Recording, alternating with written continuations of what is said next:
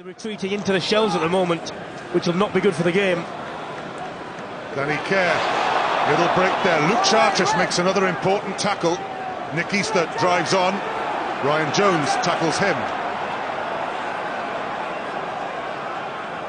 Dylan Hartley, the hooker. You cannot trip a player. You cannot trip a player when he's possessing the player. Off you go. Yellow card for Alan Wynne-Jones for the trip.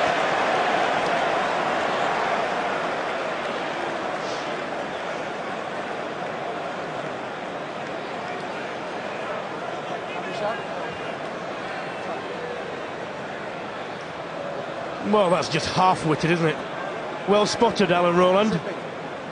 Well spotted. It's a little silly little cheap shot, isn't it? It's the equivalent, I think, football of a little, ooh, you know, didn't do a lot of damage, but just dull.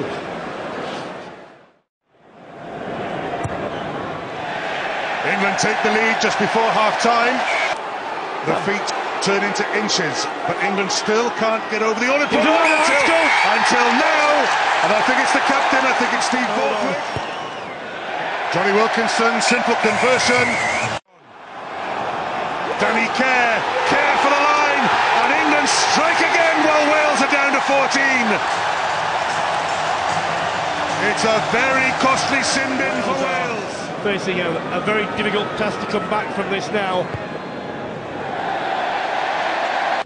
To me, the most disappointing factor about the game was we conceded 17 points when we're down to 14 men, and we'd spoken all week about discipline and not giving anything stupid away, and that's just really cost us the game, having to play that period with 40 men and they've scored 17 points, and it's the game over. You shrug your shoulders. How do you deal with someone like Alan Wynne-Jones in the aftermath of this game? Do you have a quiet word? Does he get a public dressing down? How do you approach it? Oh, you just got to be front up and honest, and Sean Edwards said in the change rooms, I just hope you never ever do that again in your career. It's absolutely stupid what he's done, and to be honest, it's probably cost Wales the game today. I asked Martin Johnson this last season when England had an issue with discipline, that would you drop a player for ill discipline, even if it was to teach him a lesson for one game?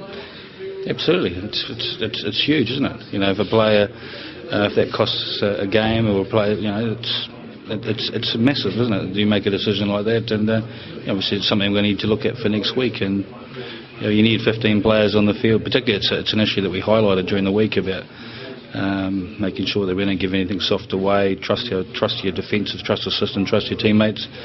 And unfortunately, on one or two occasions, we didn't do that today.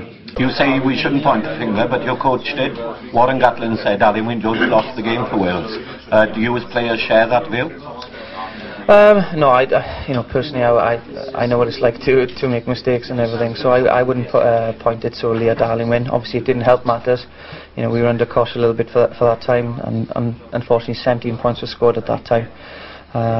But it's you can't put all the blame on Alan. There was a lot of boys out there on the field trying their best, and it just didn't go our way. So, on another day, it could have been someone else, and we could have conceded no points. So, it is difficult. He's one of the boys, and not one of the players is going to put any blame on Alan. We're going to stick by him.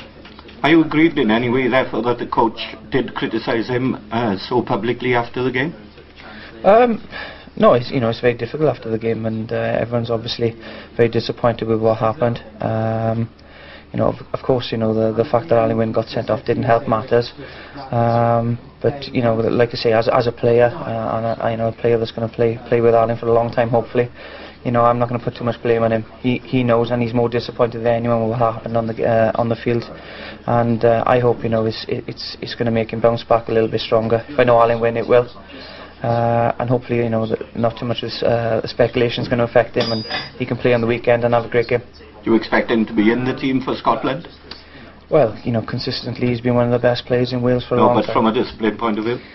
I think he's learnt his lesson. I think he's, like I say, he's more gutted than anyone. I know there's a lot of unhappy Welsh people out there, but trust me, there's no one more unhappy and more gutted with what's happened than Alan. And I hope that he is playing on Saturday. Form-wise, he should be, and he'd be ready to go, and we can have another great game out of him.